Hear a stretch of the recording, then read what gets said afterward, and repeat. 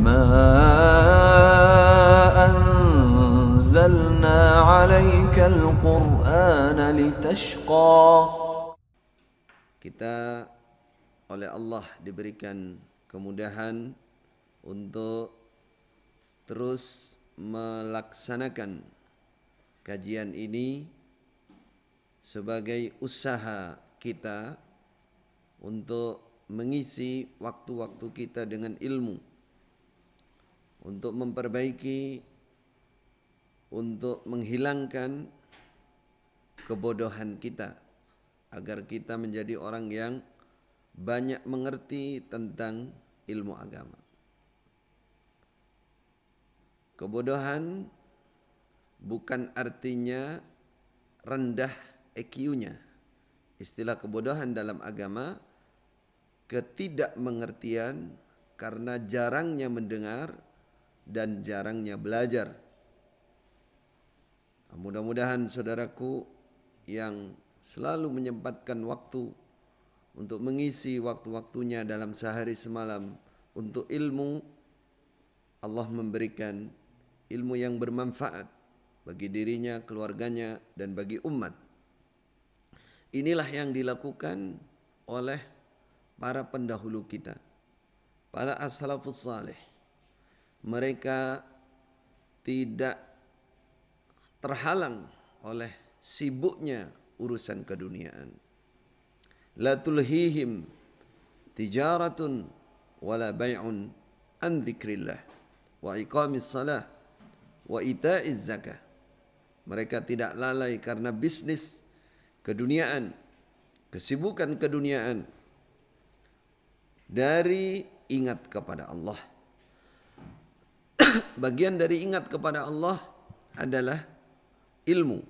Karena ilmu itu mengajak kita mendekat kepada Allah, beribadah kepada Allah, menjadi orang yang benar di dalam berakidah, di dalam beribadah, di dalam bermuamalah, di dalam berakhlak dan beradab, sebagai kewajiban kita hidup di dunia ini yang sementara dan tidak lama, saudaraku, bahwa dunia ini subhanallah, tujuan utamanya la haula wala quwata illa billah, sebenarnya hanya untuk beribadah dan bertauhid kepada Allah Subhanahu wa taala.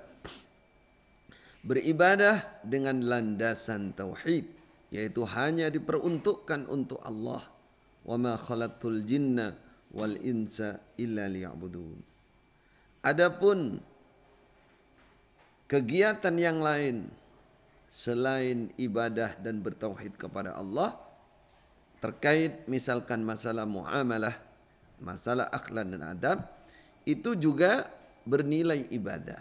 Namun hal itu adalah sebagai wasilah, sebagai perantara, kendaraan atau wadah untuk melancarkan tujuan ibadah yang utama, yaitu beribadah dengan sesuai dengan sunnah Rasulullah, diwadai, diselimuti, dibawa dengan bertauhid kepada Allah Subhanahu wa taala.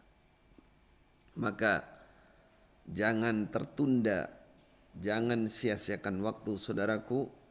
Jangan terlambat. Kalau kita masih muda, masih kecil, mumpung masih kecil, mumpung masih muda. Kalau kita sudah tua, mumpung masih tua, belum mati, masih ada kesempatan. Utlubul ilma minal mahdi ilal lahdi. Carilah ilmu semenjak kamu berada di gendongan, semenjak kecil, sampai kamu ke liang lahat. Imam Ahmad pernah ditanya, ila mata ma'al hibrah. Sahabatnya bertanya, sampai kapan Anda bersama pena, bersama tinta? Beliau mengatakan dalam sebagian riwayat, ma'al hibrah ilal qabr.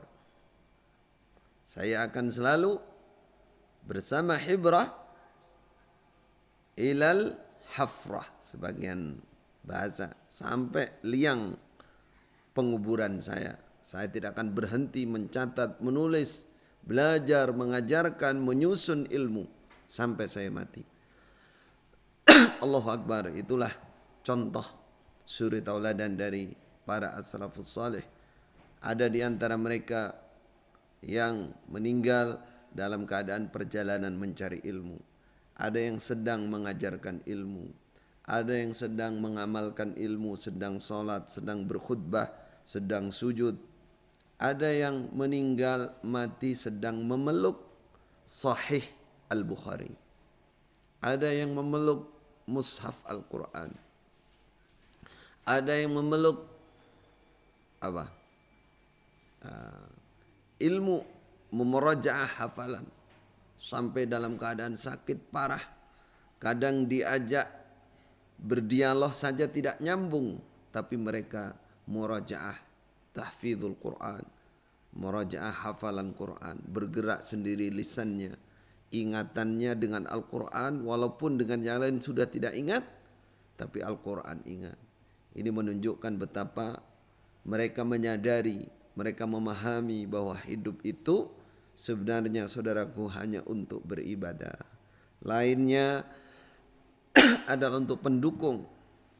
Ada yang pilihannya dia meninggalkan semua keduniaan. Ada yang memilih seperti itu. Artinya untuk keperluan dunia dia hanya menyiapkan untuk sandang pangan secukupnya.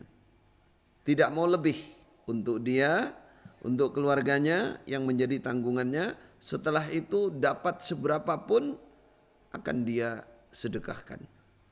Akan dia lepaskan semuanya. Seperti para sahabat Nabi Abu Darda dan lain-lain. Pernah Abu Darda itu suatu malam tidak bisa tidur.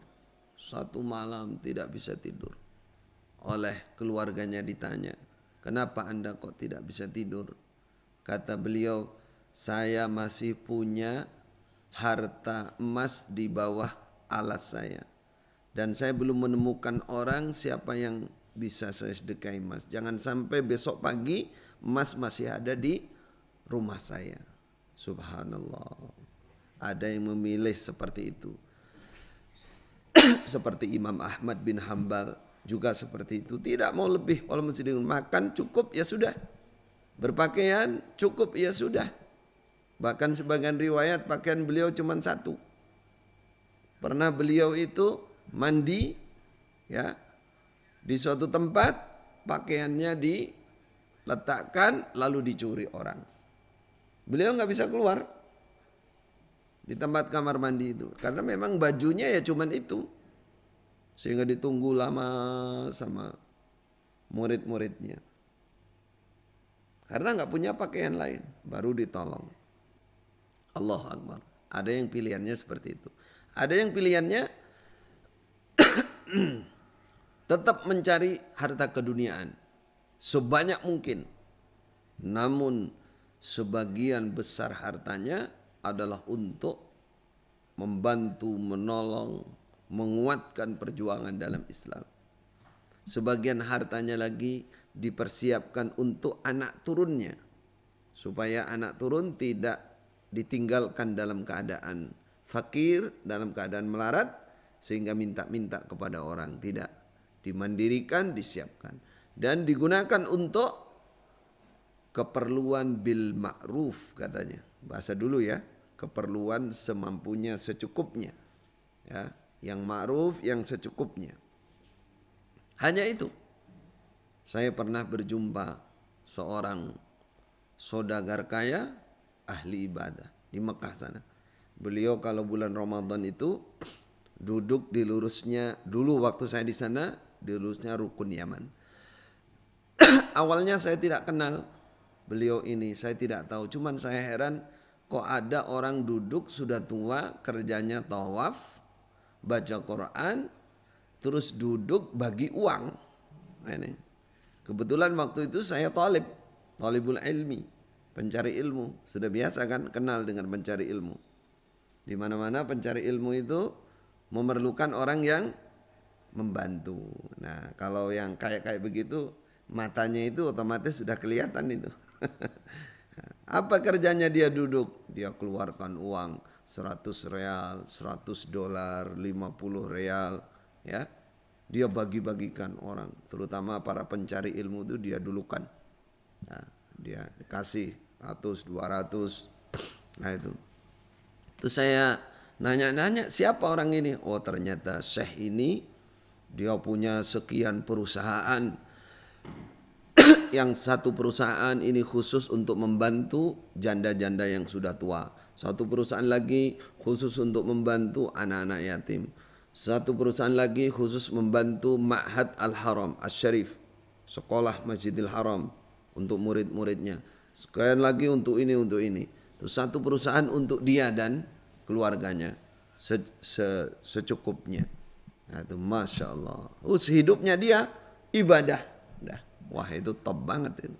Ada dari dulu orang-orang yang memilih seperti itu, sebagaimana sabda Rasulullah sallallahu alaihi wasallam, la ba'sa bil ghina liman ittaqa.